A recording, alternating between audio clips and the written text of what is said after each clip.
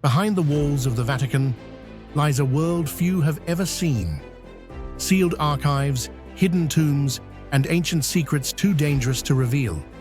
For centuries, whispers of forbidden knowledge, lost prophecies, and unexplained disappearances have surrounded the heart of the Catholic Church. What is the Vatican really hiding, and why has the truth been kept from us for so long?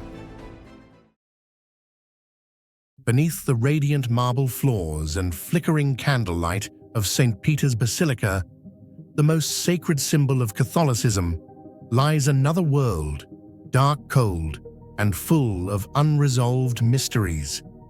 Deep underground in the heart of the Vatican rests an ancient network of catacombs where light cannot reach and history whispers only through bones and stone walls.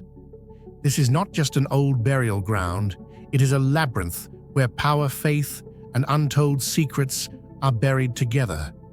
Within that maze are sealed doors, blocked passages, and undisclosed tombs, chapters of history the world may never be allowed to read.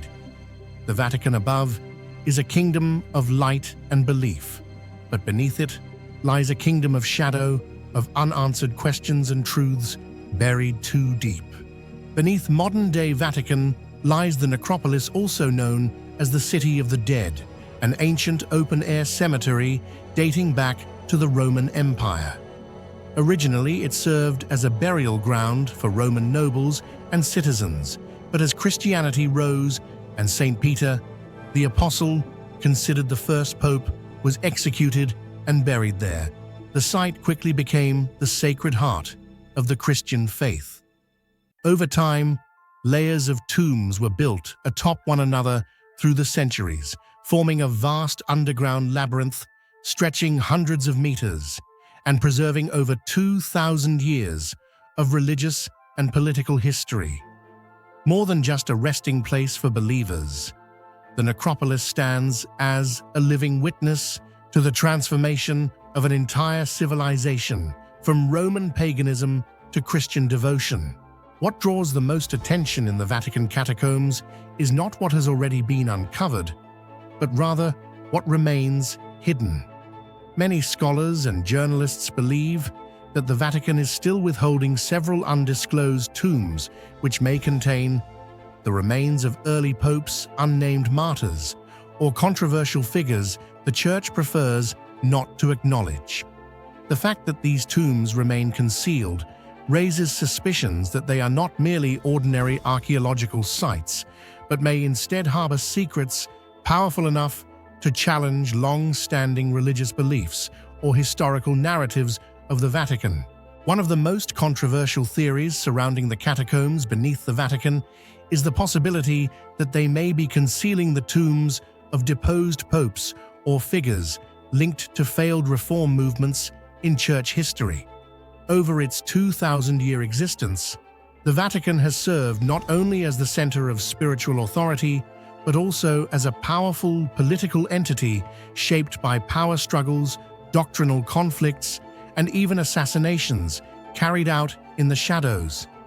Not every pope left office with honor. Some were erased from official church history, and the silent, hidden catacombs may be their only resting place, buried without a name or marker. There are also persistent rumors that some of these hidden tombs belong to individuals once condemned as heretics by the Church, yet who held significant influence among the faithful of their time. These figures, whose ideas contradicted official doctrine, were often executed and purged from historical memory. However, some scholars believe that their remains may have been secretly buried near or within the Vatican, perhaps as a discreet act of repentance or due to internal political considerations. One such figure is Giordano Bruno, the philosopher burned at the stake for challenging church cosmology. While official records deny any such burial, alternative theories suggest that his body was not discarded but quietly interred in a sacred location, possibly within the deep catacombs of the Vatican. If this were true, it would raise profound questions about how the Church manages uncomfortable truths and what it chooses to preserve in the darkness. One of the main reasons the mysterious tombs beneath the Vatican have never been revealed is due to the exceptionally strict access restrictions placed on the deepest areas of the catacombs. Only a very small group of archaeologists, specially authorized by the Vatican and working under tight supervision, are permitted to conduct excavations. Most of the deeper, more complex tunnels have been permanently sealed off officially for structural safety, but it's widely suspected this also serves to prevent discoveries that could spark controversy or challenge long-standing religious narratives. There are thick iron doors locked with unique keys and pitch-black corridors stretching for hundreds of meters, rumored to lead to off-the-map sections of the Vatican's underground, absent from any official documentation. Some internal reports never publicly released indicate that researchers accessing these areas must sign strict confidentiality agreements. Any photos, artifacts, or findings must be submitted to the Holy See's internal council and cannot be shared publicly without full Vatican approval. This intense level of control has only deepened suspicions that these unrevealed tombs are far more than archaeological relics. They may be repositories of truths never meant to see the light of day, truths that could profoundly shake the foundations of modern theology. In a few rare instances, leaked photos from recent excavations have revealed details unlike any known Christian symbols. There are unfamiliar carvings, absent from official doctrine, etched into the stone walls and ceilings of deep underground tombs. Some burial chambers were constructed with architectural styles entirely foreign to traditional Roman or Christian design, featuring asymmetrical arches walls adorned with intricate geometric patterns or layouts suggestive of non-Christian ritual use. Additionally, numerous artifacts made of gold, silver, or ancient ceramics have been discovered in these areas, bearing the distinct influence of foreign civilizations such as ancient Egypt, Greece, or even the Far East. These findings have led scholars to ask a pressing question. Were all the individuals buried here truly Christian believers, or could there have been other forces, faiths, or communities that once coexisted beneath the Vatican? And whenever such questions are brought to the Vatican, the response remains the same. We are still studying. The answer may be quite simple. Religion and politics are deeply intertwined. If an archaeological find contradicts long-held traditions, doctrines, or the divine image of the Church, then withholding it might seem safer. This is not uncommon. Major religions throughout history have always had gray zones never officially revealed. An even bolder theory suggests that these tombs are part of a larger underground network connecting religious facilities, secret archives, and even vaults housing relics never shown to the public. In a world where information is power, concealing a tomb might mean hiding a part of the truth. Whether you're a believer, a history researcher, or just someone fascinated by unsolved mysteries, the Vatican catacombs, with their unrevealed tombs, remain one of the most compelling enigmas of the modern world. Could it be that a hidden layer of history still lies out of reach? Is someone once alive, once powerful, now forgotten, buried in silence, beneath a place we thought we knew? If there are tombs hidden beneath the Vatican, and if within them lie secrets that could change the way we understand religion, history, or the people who once lived, then is silence still the right choice? What do you think about the Vatican keeping such a deep part of history concealed? Is it an act of preserving sacredness or avoiding uncomfortable truths?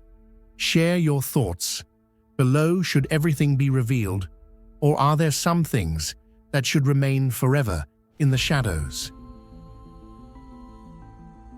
In a world where science and religion often stand on opposite sides, there exists a mysterious place that bridges the gap between faith and the cosmos, the Vatican Observatory, the official astronomical research center of the Holy See.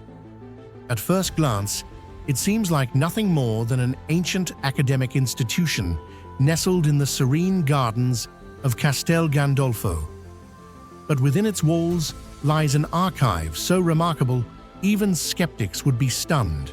More than just watching the stars, the priests and scientists here have spent decades quietly pursuing a bold goal, searching for clues of life beyond Earth.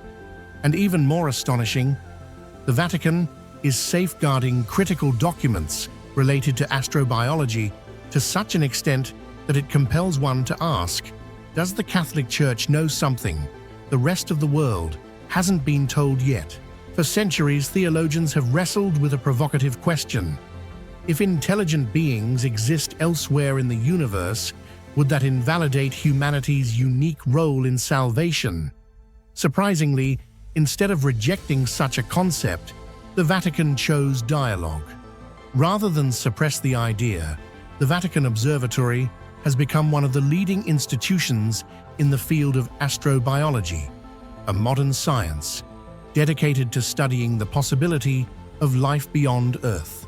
In truth, the Vatican has not stood on the sidelines of cosmic exploration. In recent decades, scientists working at the Vatican Observatory, especially at its branch in Tucson, Arizona, where the state-of-the-art Vatican Advanced Technology Telescope, VATT, is located, have quietly gathered, analyzed, and archived a vast array of data related to potential signs of extraterrestrial life. Within the archives of the Vatican Observatory, regarded as a crossroads between faith and modern science, lies an astonishing wealth of documents related to the possibility of extraterrestrial life. Far more than a facility for stargazing, this observatory functions as a specialized center for research and preservation, especially in the field of astrobiology. Here, one can find detailed reports from the world's leading space agencies such as NASA, ESA, European Space Agency, and JAXA, Japan, focusing on planets and moons with potential to harbor water, a key ingredient for life. Celestial bodies like Europa, a moon of Jupiter, Enceladus of Saturn, and the TRAPPIST-1 planetary system receive particular attention. In addition, Vatican scientists themselves have published numerous in-depth studies exploring how life might evolve in extreme environments such as methane-rich atmospheres, high-pressure conditions, or zones of intense radiation. Even more noteworthy are the conferences hosted by the Vatican, especially the 2009 Astrobiology Conference, where for the first time, the Church officially opened a forum to seriously discuss the question: if intelligent life exists beyond Earth, could they too be creations of God? Beyond theory. The Vatican Observatory collaborates with international observatories and employs its advanced Vatican Advanced Technology Telescope (VATT) to capture images and gather data from planets located within the so-called habitable zones regions where life might emerge. These materials are now systematically archived as a vital part of the mission to explore the universe's greatest mysteries. What makes the Vatican Observatory truly unique is that many of its scientists are Jesuit priests. Figures like Brother Guy Consolmagno, the current director of the Vatican Observatory, are globally respected astronomers with advanced theological training. When asked would aliens need baptism, he once replied, half joking but fully thoughtful, "If they ask for it, I'd be happy to baptize them." Consolmagno and his colleagues believe that science and faith are not in conflict. Rather, science is a way to better understand the grandeur of the Creator. And if God created the universe, then surely the existence of millions of potentially life-bearing planets would fit within that divine plan. While many religious institutions remain hesitant or outright reject the possibility of extraterrestrial life due to theological concerns, the Vatican Observatory has taken a decidedly different and intentional path. Here, research into astrobiology is not only encouraged from a scientific perspective, but also examined through a deep ethical and philosophical lens.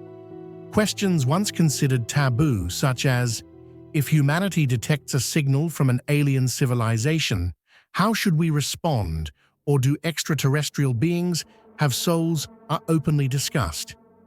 Even the idea of reinterpreting the Bible in light of new discoveries is not ruled out. The Vatican Observatory does not view these questions as threats, but rather as opportunities to gain a deeper understanding of humanity's place and faith's role within the vast cosmos. It remains one of the very few religious institutions willing to embrace the possibilities that modern science is gradually revealing. Many still view the Vatican as a symbol of conservatism, especially when recalling the Galileo affair that once shook Europe. However, throughout the 20th and 21st centuries, the Catholic Church has quietly and steadily rebuilt the bridge between theology and science. The Vatican Observatory stands as a clear testament to this transformation. The fact that Jesuit priests in their clerical robes are actively conducting research and preserving documents related to extraterrestrial life is more than just a scientific endeavor. It carries profound symbolic meaning. Faith is deliberately stepping into a realm that was once considered forbidden. This effort is carried out with the approval and even encouragement of the Holy See itself.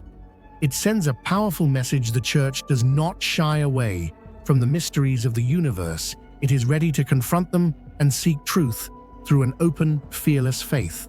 If one day humanity truly receives a confirmed signal from an extraterrestrial civilization, how should we respond?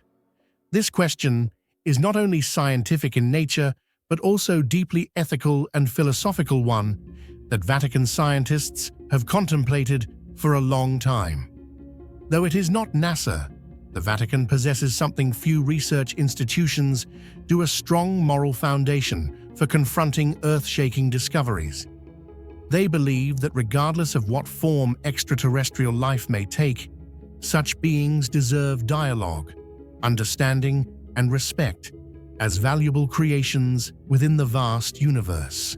The Vatican Observatory is not merely a place for stargazing. It is a forum for dialogue between belief and reason, ancient theology and modern science religion, and the possibility of life from other worlds. Its efforts to archive and explore data about extraterrestrial life are no accident. They represent a deliberate commitment to the pursuit of truth wherever in the universe that truth may reside. What about you? What would you think if one day we truly discovered intelligent life beyond Earth? Would it challenge your faith or make you feel that humanity is just a small part of a vast and mysterious universe? Do you believe that other beings, if they exist, could also be part of the Creator's divine plan?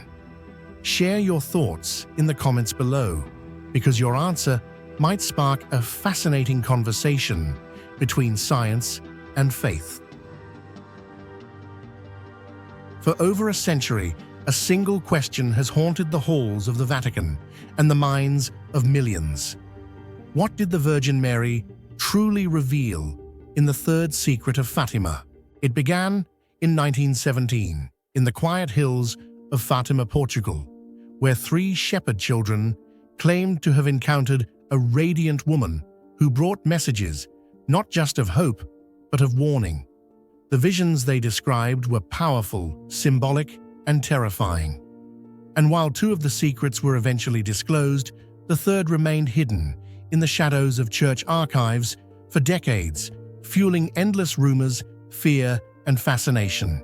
When the Vatican finally released the so-called third secret in 2000, it did little to quiet the storm. Instead, it raised even more disturbing questions. Was this the real message from heaven, or a carefully edited version? Why were the Virgin's own words missing? and what might still be buried deep within the vaults of the Holy See. This is the mystery of the third secret of Fatima, a prophecy too dangerous to tell, or a truth the world was never meant to hear. After receiving the secrets from the apparition in 1917, Lucia dos Santos, one of the three children, later became a Carmelite nun and remained the only surviving visionary. While the first two secrets were revealed by 1941, the third secret was sealed in an envelope and kept hidden for decades. Lucia wrote the third secret down in January 1944 after repeated requests by church authorities. But rather than publish it, the secret was delivered to the Vatican, where it was placed in the archives of the Holy Office under strict confidentiality. Several popes, including Pope Pius X and Pope John XXIII, reportedly read it, but chose not to disclose it. For over 56 years, the world would wait in silence as the mystery surrounding the document only grew deeper. In the year 2000, under the papacy of John Paul II, and with Cardinal Joseph Ratzinger, later Pope Benedict XV, acting as prefect of the Congregation for the Doctrine of the Faith, the Vatican finally published what it claimed to be the complete Third Secret of Fatima. This released document depicted a symbolic vision, a bishop dressed in white, interpreted as the Pope walking through a devastated city filled with corpses.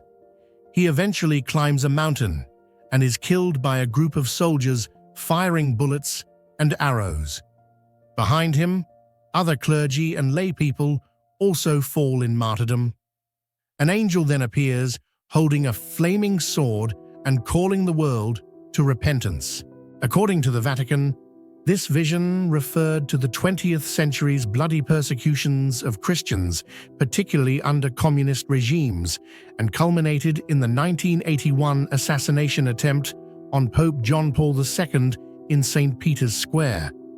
The Vatican emphasized that the message had been fulfilled and closed, but almost immediately, many were unconvinced. One of the most striking aspects of the Vatican's release was its purely symbolic nature. There were no words spoken by the Virgin Mary in this third message, unlike the first two secrets, which contained direct and grave warnings about Hell World War II and the rise of atheistic communism. The third secret instead seemed vague and almost poetic in its imagery. This contrast was not lost on scholars and believers. Many asked, where were the actual words of the Virgin Mary? Why was there no concrete prophecy, only vision? If the message was merely symbolic, why had the Church kept it hidden for over half a century? Suspicion grew that the true contents had been edited or withheld, perhaps due to their explosive nature. Numerous testimonies from church insiders, authors, and even some clergy suggest that the real third secret may have contained a warning of deep moral and spiritual crisis within the church itself, a potential apostasy at the highest levels. This theory is fueled by several points. Cardinal Ratzinger himself, before becoming Pope Benedict XVI, had hinted in a 1984 interview that the secret dealt with dangers threatening the faith and the life of the Christian and therefore the world. Archbishop Carlo Maria Vigano, a former high-ranking Vatican diplomat, publicly stated that the full content of the third secret had not been revealed. Others have claimed that the Virgin Mary's message contained direct speech, including warnings that a future pope would walk with Satan or that Rome would lose the faith and become the seat of the Antichrist. These chilling claims were never confirmed officially, but they were widely circulated in Catholic circles, often supported by the idea that the Vatican's published version lacked the depth and urgency expected from a divine revelation intended to warn mankind. Lucia herself, before her death in 2005, had reportedly described the third secret as dealing with apostasy and the collapse of faith from within something far more dire than martyrdom alone. Some clergy who read the original version before it was sealed described it as frightening and shocking, not merely symbolic or allegorical. Additionally, the physical form of the document has raised suspicions.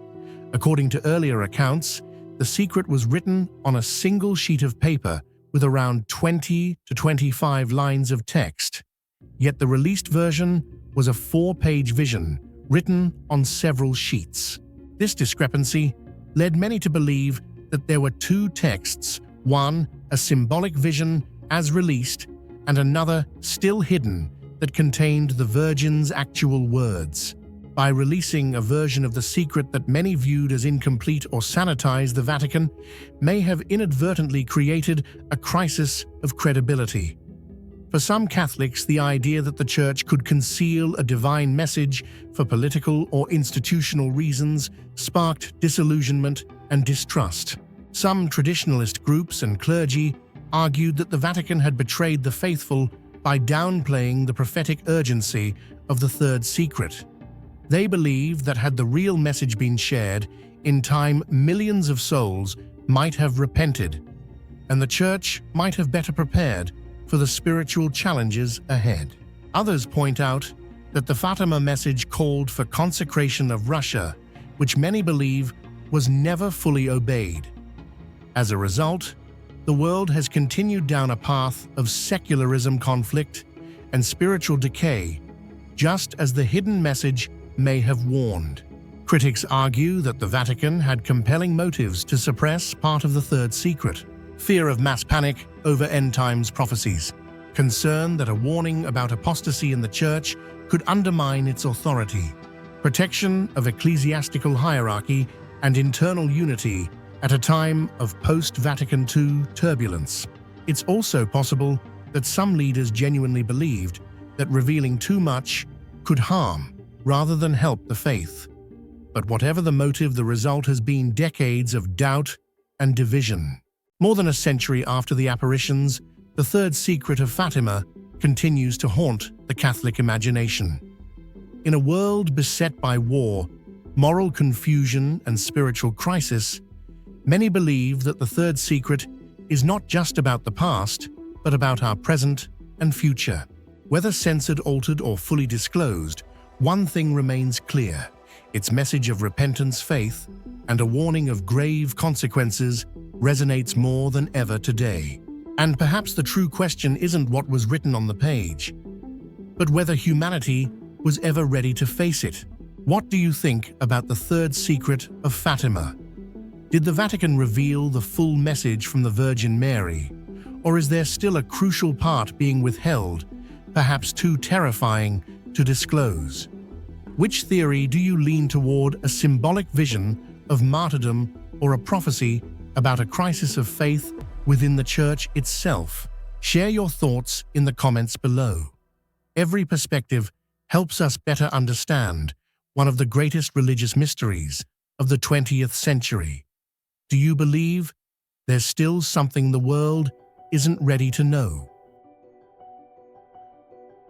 In the shadowy corners of Roman history, hidden behind the grandeur of the Senate and the spectacle of the Colosseum, lies one of the most intriguing and lesser-known mysteries of the ancient world: the Sibylline books.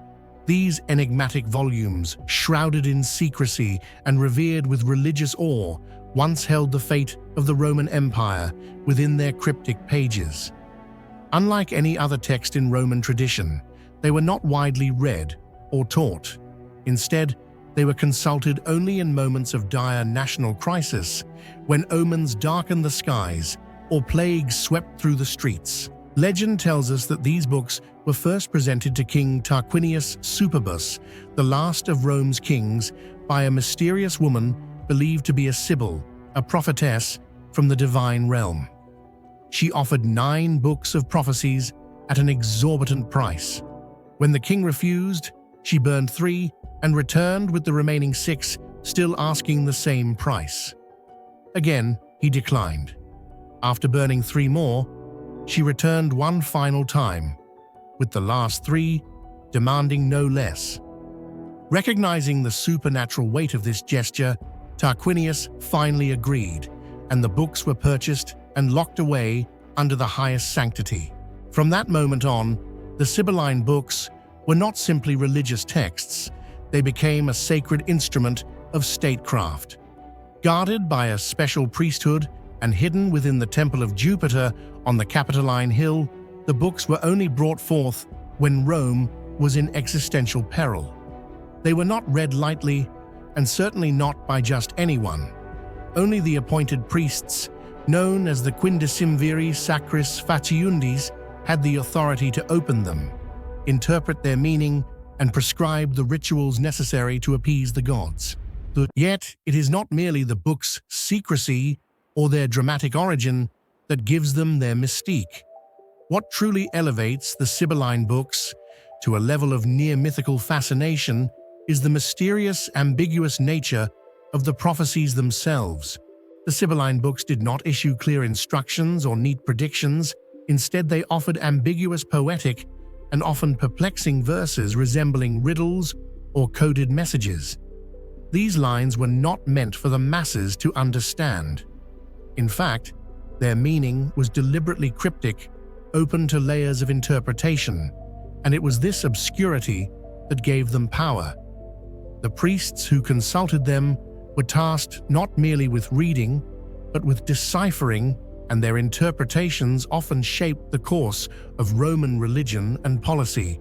One of the most astonishing outcomes of these prophecies was the introduction of foreign deities into the Roman religious pantheon. During times of war, famine, or plague, the books might instruct that a ritual be performed or a particular deity be honored, but they wouldn't always name the god directly. Instead, phrases like, "The mother of the gods must be brought to Rome," were written in code, leading to profound theological and political decisions. Perhaps the most famous example occurred during the Second Punic War, a time when Hannibal posed an existential threat to the Roman Republic. Amid growing desperation, the Senate consulted the Sibylline books. The priests emerged with a cryptic directive that the Great Mother of Mount Ida must be brought to Rome. This led to a Roman delegation being sent to Phrygia in modern-day Turkey to retrieve the cult of Cybele, a powerful mother goddess. What followed was a dramatic religious transformation. Cybele's black meteorite idol was brought to Rome, and new rites, often shocking and foreign in style, were instituted to honor her. These rituals included frenzied dances, self-flagellation, and eunuch priests, practices utterly alien to Roman sensibilities, yet all carried out under the authority of the Sibylline books. In another case, a devastating drought struck the Roman countryside. Once again, the priests turned to the books. Their interpretation pointed to the need for an imported ritual of lectisternium, where images of gods were laid on couches and treated as honored guests in lavish feasts. This ritual had Greek origins and was seen as extravagant, yet the Romans obeyed it without question because the books had spoken. The books also played a critical role in regulating Rome's interaction with natural phenomena. Eclipses, comets, and earthquakes were interpreted as divine displeasure, and the books often prescribed sacrifices, fasts, or public games to restore celestial harmony. In times of military defeat, the books might call for human sacrifice, a horrifying but historically attested event. One such instance involved the burial alive of a Gaulish man and a Greek woman beneath the Forum Boreum, a grim ritual carried out to placate the gods. Even more curious were the instructions that only made sense in hindsight. After Rome suffered catastrophic defeats or fires, the priesthood would reveal that the books had warned of such calamities, but the signs had been missed or misunderstood. In this way, the books maintained an aura of unchallengeable authority, their meaning always unfolding just beyond the reach of certainty. The ambiguous nature of the prophecies also meant that the books could be manipulated or at least selectively interpreted by those in power. When political factions needed to push through certain religious reforms, the books were sometimes consulted to provide divine justification. While some historians argue that the priests acted in good faith, Others believe the books may have become tools for legitimizing imperial policy cloaked in religious reverence. Nonetheless, the mystique of the books endured. Even after the original volumes were destroyed in a fire in 83 BC, the Emperor Augustus made a concerted effort to restore them. He sent envoys across the Mediterranean to collect every surviving prophecy or fragment associated with the Sibyls. A new collection was assembled and kept under guard, but even this second version never held the same power or reverence as the original. Eventually, in the 5th century AD, the last remaining Sibylline texts were burned by order of the Christian emperor Flavius Stilicho, who considered them pagan heresy. In that moment, a vast trove of mysterious knowledge, whether divine, fabricated, or misunderstood, was lost forever. Despite their destruction, the Sibylline books continue to fascinate scholars, mystics, and storytellers. They are a symbol of lost wisdom, of a time when prophecy and governance were entwined, when the fate of empires could hinge upon a single line of verse. Their mystery lies not only in what they contained, but in how they operated in secrecy, in ambiguity, and in ritual. They remind us that ancient civilizations often saw the universe as a tapestry of signs and omens, and that decoding these signs was as much a spiritual duty as a political one. Even today, echoes of the Sibylline books appear in literature, opera, and film, often as metaphors for forbidden knowledge, arcane truths, or prophecies that hold terrifying power if ever unleashed. In a world increasingly driven by clarity and logic, the idea of sacred books that must be interpreted through mystery and ritual continues to stir our imagination. So, what truly did the Sibylline books foretell? Were they simply reflections of Rome's fears and hopes projected onto parchment? Or did they channel something deeper, a sacred wisdom that humanity is no longer prepared to receive? What do you think about the mysterious prophecies in the Sibylline books?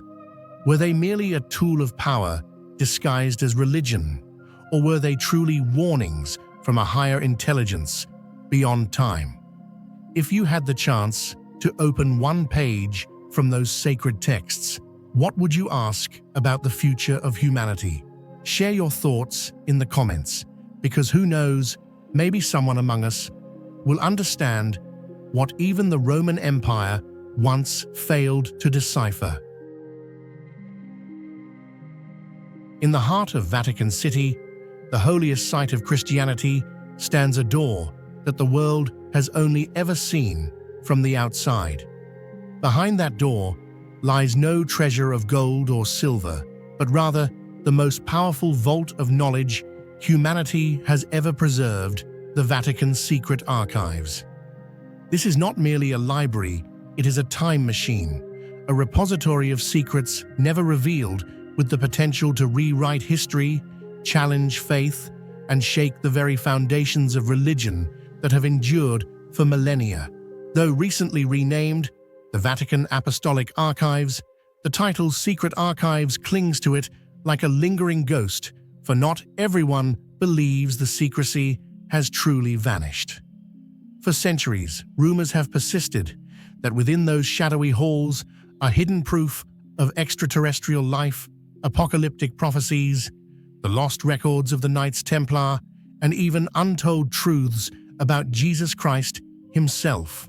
In an age when information travels in the blink of an eye, the Vatican continues to guard a cache of documents under absolute seal, as if deliberately protecting the missing pieces of humanity's grand puzzle.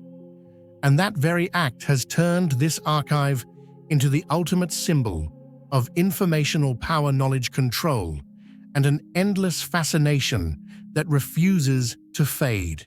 Hidden behind the fortified walls of the Vatican lies one of the most vast and mysterious archives in the world, the Vatican's Secret Archives. Officially established in 1612 under Pope Paul V, the archive had in fact existed long before that housing documents that date back to the 8th century. Spanning over 85 kilometers of shelving, it holds millions of manuscripts, written in ancient languages such as Latin, Classical Greek, Old Italian, and several others that have long faded from use. Inside are personal letters from popes, records of heresy trials, religious decrees, and diplomatic documents from the medieval era. This is not merely a historical repository, it is a gateway to enigmas yet to be unraveled. Yet the most striking fact remains the majority of these documents, especially the most sensitive, have never been made public. Access is granted only to a select group of rigorously approved scholars, and much of the history recorded within continues to remain sealed behind locked doors. Accessing the Vatican's secret archives is unlike entering any library or museum in the world. No politician, journalist, or tourist is allowed to freely step inside.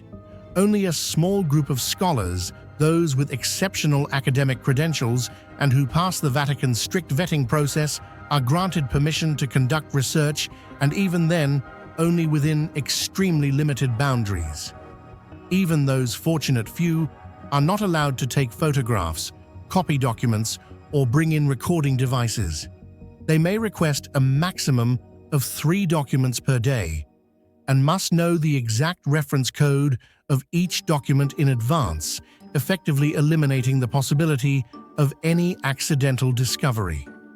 This level of extreme control has led many to wonder, is the Vatican deliberately hiding something in a world where information is considered a shared resource of humanity? Such secrecy has only fueled deeper suspicion and endless speculation. Among all the intriguing aspects of the Vatican's secret archives, nothing is more captivating or controversial than the rumors surrounding the documents that have never been made public. Although the Vatican continues to deny these claims, independent researchers, skeptical historians, and especially conspiracy theorists believe that behind those locked doors are records that could completely alter humanity's understanding of history, religion, and existence itself. One of the most widespread theories suggests that the Vatican is hiding evidence of extraterrestrial life. Many rumors claim that humans have since ancient times made contact with beings from other worlds, and that the Church carefully recorded these extraordinary events in ancient manuscripts but never revealed them for fear of causing panic or undermining religious faith. Some even assert that the Vatican has possessed UFO-related files and records of unidentified flying objects since the Middle Ages, but chose to keep them secret in order to preserve societal order. It doesn't stop there. Many believe that the Vatican is also safeguarding documents related to the Holy Grail and its deep connection to the Knights Templar, a powerful medieval order condemned as heretical by the Church in the 14th century. Skeptical scholars suggest that if these records were to be revealed, they could undermine core religious symbols and expose the truth behind relics long considered legendary. An even more shocking theory posits that the Vatican holds original texts describing the true life of Jesus Christ, containing content that may contradict or challenge the modern Bible. If proven true, this could unleash an unprecedented religious earthquake, shaking the faith of billions and forcing the Church to confront questions that were never allowed to be asked. Lastly, some claim the archives contain apocalyptic prophecies, especially the third secret of Fatima, which many believe was only partially disclosed by the Vatican in 2000. Unofficial sources suggest that the concealed portion may contain warnings of global catastrophe, nuclear war, or the spiritual collapse of humanity. Of course, no one outside the Vatican can verify the truth of these claims, but the absolute silence, the extreme restrictions on access, and the centuries of sealed documents have turned the archives into a living symbol of unending mystery.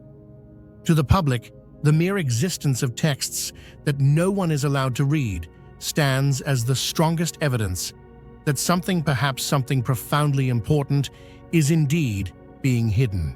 If the Vatican were ever to fully open its archives to the public, human history might need to be rewritten. Many scholars believe that the unrevealed documents could shed light on centuries-old religious controversies, such as the true role of women in early Christianity, a topic long obscured by male-dominated power structures. Other records might contain information about forgotten ancient civilizations or even official church accounts of supernatural phenomena that modern society has relegated to myth and legend. The Vatican maintains that the secrecy is necessary to preserve the documents, prevent distortion, and maintain religious stability. However, in an institution that wields such immense influence, preservation can sometimes become a means of controlling knowledge and monopolizing the interpretation of truth. In 2019, Pope Francis renamed the Vatican Secret Archives to Vatican Apostolic Archives, clarifying that secret originally meant private, not classified. Yet, to the public, the old name still carries the weight of forbidden knowledge and sacred taboo. Ironically, the name change only fueled more speculation. Why now? Is the Vatican preparing to release part of the archive? Or is it restructuring the narrative for a more favorable retelling of history? Are the rumors about aliens, holy relics, and end-time prophecies true? No one can say for certain. But no one can deny the magnetic allure of the unknown. In an age where we believe we know everything, the existence of a place like this is a chilling reminder that some truths remain beyond our reach, and that real power lies in knowing what not to reveal. What about you? Do you believe the Vatican is truly hiding secrets that could change the course of human history? Is their strict control simply about preserving documents, or could it be a way to conceal truths that were never meant to see the light of day? Share your thoughts in the comments. What do you think is the most hidden mystery inside the Vatican secret archives? There are parts of history that don't appear in textbooks, aren't told in epic poems, but exist only in whispers or have vanished altogether. Amid the smoke and fire of public executions, under the flickering glow of burning pyres in medieval European squares, every verdict, every forced confession, every final breath of those labeled heretics or witches was carefully recorded. Yet today, when we try to retrace these events, those records are mysteriously missing. Not all of them were lost to time. Some seem to have been deliberately erased from history. Who was behind their disappearance? Why were certain trials entirely forgotten? And if they were never fully documented, are we living on a flawed version of history written by the victors while the truth was burned alongside the condemned? This isn't just a search for old documents. It's a journey to recover the justice, dignity, and memory of those buried in the ashes of fire and fear. When 20th century historians began examining the archives of various European countries, such as Spain, France, Germany, and Italy, they discovered a startling phenomenon. Many records related to heresy trials and witch hunts had completely disappeared, especially during the peak years of persecution. In regions like Alsace, Bavaria, and Bologna, even though local chronicles clearly document that hundreds were burned alive in public squares, the associated trial records, indictments, testimonies, and verdicts were nowhere to be found in any official archive or library. What raised even more suspicion was the fact that commonly cited reasons like damage from weather loss during wartime or poor archival maintenance could not apply. In the very same repositories, other documents such as tax ledgers, land records, and property contracts from the same period remain perfectly preserved. This raises a critical question. Why is it that only the records related to accusations, prosecutions, and convictions of heresy are missing? Increasingly, scholars believe this was no accident, but rather the result of an organized and deliberate effort to erase evidence. These documents likely contained sensitive details, such as wrongful convictions, coerced confessions, or trials driven more by political motives than religious ones. Allowing them to survive would mean that future generations could question the legitimacy of the power structures of that era. As a result, not only were the official documents destroyed, but every copy, handwritten record, and even index references were systematically eliminated. This was not merely the loss of data, it was a conscious act of historical denial. Many heresy trials were conducted under the direct authority of the Catholic Church, sometimes with state support. These courts didn't just target theological dissent, they were instruments of silencing opposition, punishing minorities, and consolidating religious power. If future generations were to uncover too many wrongful convictions, like children being forced to testify or innocents burned based on rumors, then the Church's image of moral righteousness would collapse. Thus, erasing the records may have been a political, religious, and reputational defense mechanism. Some scholars point to evidence of sealed vaults within the Vatican, where documents potentially containing sensitive truths are kept completely inaccessible. While the Vatican claims to be gradually declassifying historical material, many records from Southern and Central European Inquisition trials have never been released to the public. While many assume that records of heresy and witch hunts were completely destroyed over time, the reality is far more complex. Some documents never truly disappeared. They were deliberately hidden using sophisticated methods, such as encryption disguise, within other documents or written in obscure languages. A striking example comes from the Alpine region of southern France, where researchers discovered records in which the names of the accused were encoded in ancient Latin ciphers, and the indictments were concealed within forged baptism certificates, a clear sign of intentional concealment rather than accidental loss.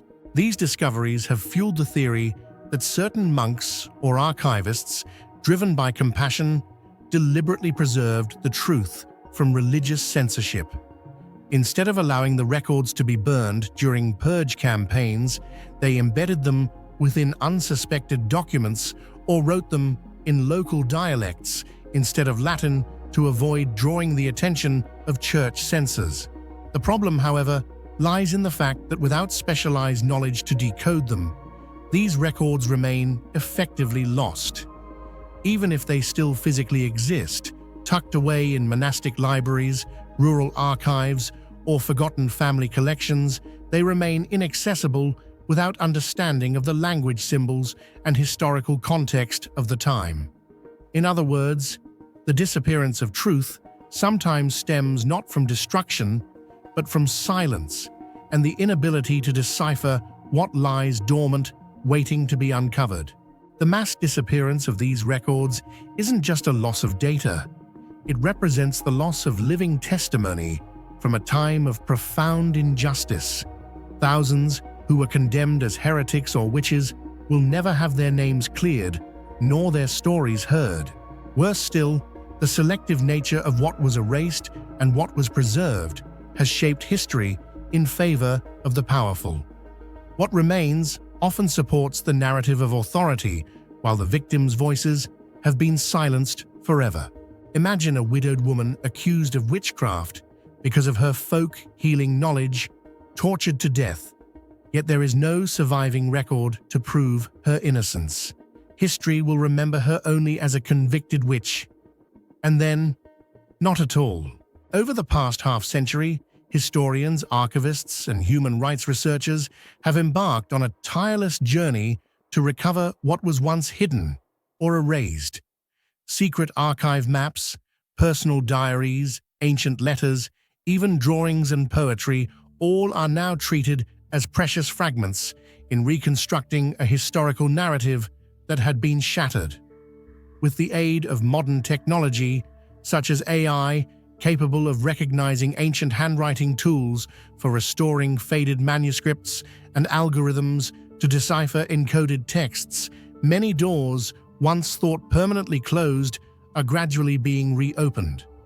Some wrongful trials have been partially reconstructed, with victims' names restored to national records as a symbolic act of justice. And yet many painful gaps remain, and perhaps some secrets may never be fully uncovered. The lost records of heresy and witch hunts is not just an academic topic. It is a warning that power can manipulate memory, and that listening to voices once silenced is an essential part of reconstructing historical truth. Documents may be burned, but truth, if someone dares to seek it, still has a chance to rise again. What do you think about the idea that a part of history may have been deliberately erased from collective memory? If the records of heresy and witch hunts are never recovered, are we seeing the world through a lens distorted by power and fear? Share your thoughts. Does truth always triumph over time, or are some secrets forever buried in the ashes of the past? It began like any other summer day in Rome. A teenage girl stepped out of her home within the Vatican walls, waved goodbye to her family, and set off for a routine music lesson, never to return. Her name was Emanuela Orlandi, a 15-year-old citizen of the world's most secretive city-state. What followed wasn't just a disappearance. It was the birth of a mystery, so deep, so tangled in power, silence, and fear that it has haunted Italy and the Catholic Church for over 40 years. How does someone vanish without a trace in one of the most closely guarded places on Earth? Why did phone calls begin surfacing, claiming political motives, strange sightings, and coded threats? And why has the Vatican, the very heart of moral authority, remained so disturbingly quiet? The disappearance of Emanuela Orlandi isn't just a cold case. It's a dark corridor where truth has been locked behind layers of conflicting stories, missing documents, anonymous voices, and a city that seems determined to forget or conceal. Because the question isn't simply who took her. The question is, how could she vanish in plain sight, and why has no one ever dared to speak the full truth? On June 20, 1983, Emanuela left her family's Vatican apartment to attend a flute lesson at the Pontifical Institute of Sacred Music in central Rome, something she did regularly. She wore a white t-shirt with a printed image jeans and carried a music folder. She was expected home by evening, but Emanuela never returned. Her last confirmed sighting was by classmates outside the music school around 7 p.m. According to them, she had been agitated and distracted that day. She had reportedly told a friend about a man who had approached her earlier, introducing himself as a representative for Avon Cosmetics, offering her a job distributing products at fashion shows. This man, described as being in his 30s with dark hair and driving a green BMW, would later become one of many shadowy figures in the case. He was never identified. A few hours later, her family reported her missing. But what followed next only deepened the confusion and raised alarming questions. In the days after her disappearance, the Orlandi family received a series of anonymous phone calls. Some were from individuals claiming to have seen Emanuela selling cosmetics near Piazza Navona. Others claimed she had run away, voluntarily joined a religious community, or was hiding from her family. Then came the most disturbing claim that she had been kidnapped as part of a political maneuver meant to pressure the Vatican to intervene in the release of Mehmet Ali Akça, the Turkish man who had attempted to assassinate Pope John Paul II in 1981. One caller referred to himself as the American and made specific references to Emanuela's clothing and personal details, information not made public.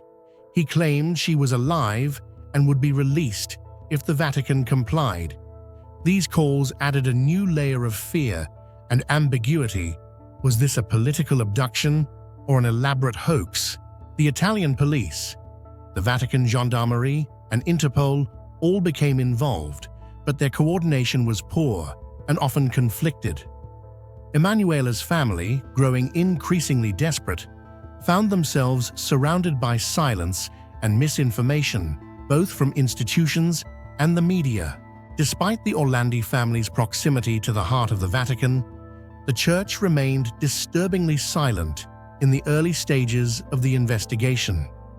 Pope John Paul II eventually made a public appeal asking Emanuela's captors to release her, an act that shocked observers since it implicitly acknowledged that the Church believed she had indeed been abducted. This rare statement only fueled more speculation.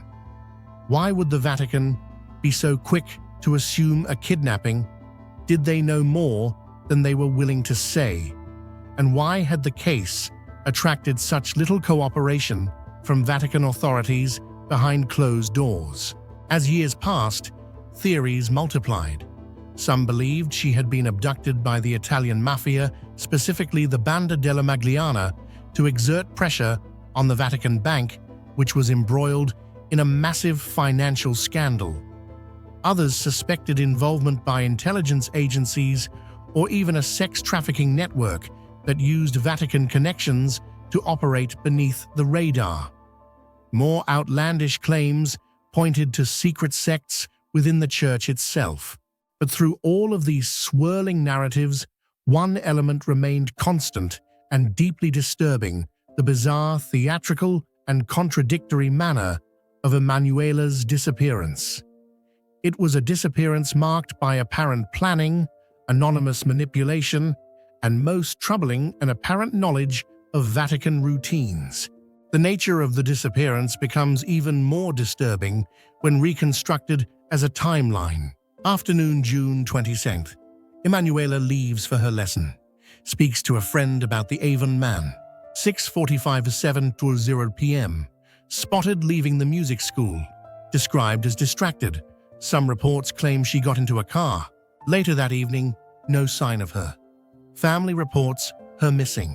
June 23rd, 30. Mysterious calls begin. Reports of sightings unverified, often conflicting. Early July, anonymous calls referencing Mehmet Ali Arja emerge. Following months, Vatican largely silent. Media swirls with rumors. The days following Emanuela's disappearance unfolded like a slow-motion vanishing act. A girl seemingly swallowed by a city in full view, yet never seen again. The few solid facts were diluted by a flood of disinformation. Over the decades, dozens of tips poured in. Some claimed Emanuela was living abroad. Others said she had died shortly after being taken. Bones found under Vatican properties in 2018 sparked renewed interest, but DNA tests proved inconclusive. In 2012, a new wave of interest surged when a former exorcist, Father Amorth, alleged that Emanuela had been taken for sexual exploitation by a network of clergy, and that she had died and been buried secretly. These claims shocked the public, but were dismissed as baseless by the Vatican, even though the precise burial locations of many high-ranking clerics remained obscure. In 2019, the Vatican granted the Orlandi family access to 2 tombs inside Vatican territory after an anonymous letter claimed Emanuela had been buried there. The tombs were opened and found empty. Each twist in the case seemed to lead not to answers, but to more questions, more locked doors, more absence. It was as if someone or something wanted the case to be remembered, but never solved. Today, the image of Emanuela Orlandi, youthful, smiling, wearing a white headband, is one of the most haunting and recognizable in Italy. For many, she has become a symbol of lost innocence, of institutional silence, and of justice delayed indefinitely. Her disappearance is not just a crime, it is a wound. one that cuts through Italian society, the global Catholic community, and the very idea of transparency in power. The mystery persists not only because of what happened, but because of how it happened, with silence, with confusion, with conflicting signals, and with the eerie sense that someone always knew more than they let on. More than 40 years have passed. Emanuela would be over 55 today had she returned home. Her family, especially her brother Pietro Orlandi, continues to push for answers, becoming a public advocate for justice, not just for Emanuela, but for all victims of systemic silence. Recent years have seen renewed interest from journalists, lawmakers, and filmmakers, including the acclaimed documentary Vatican Girl, which once again raised uncomfortable questions about what may have been hidden for decades. Yet to this day, no one has been charged. No body has been found. No confession has been made. Only a vanishing and a question that won't die. What really happened to Emanuela Orlandi? More than 4 decades have passed, and still the truth behind Emanuela Orlandi's disappearance remains hidden in shadows. Was it a random crime, or part of something far more organized and chilling? Did powerful figures know the truth all along? We want to hear what you think. Could a case like this ever be solved, or has it been buried too deep beneath layers of silence and secrecy? Have you come across any theories, official or obscure, that you believe might hold the key? Drop your thoughts in the comments below. Let's shed light on the mystery together, one voice at a time.